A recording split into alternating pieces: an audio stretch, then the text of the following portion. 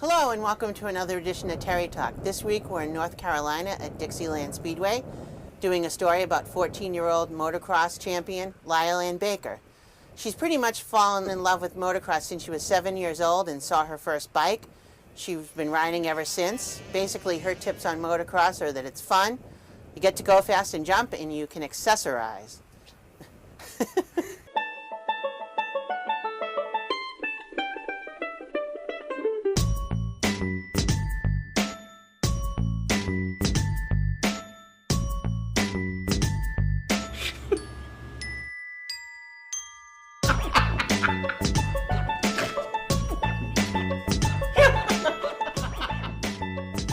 That was good.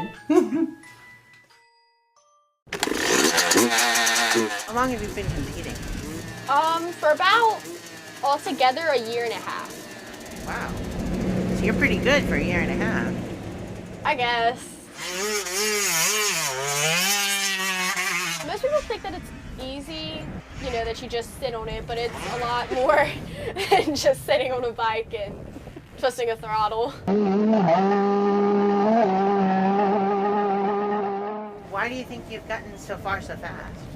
Mainly because my dad just pushed me a lot and gotten to me where I am.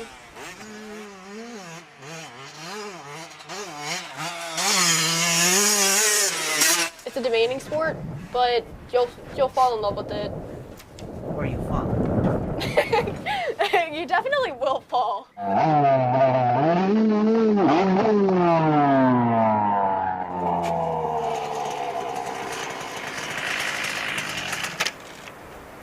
Part of the learning curve here.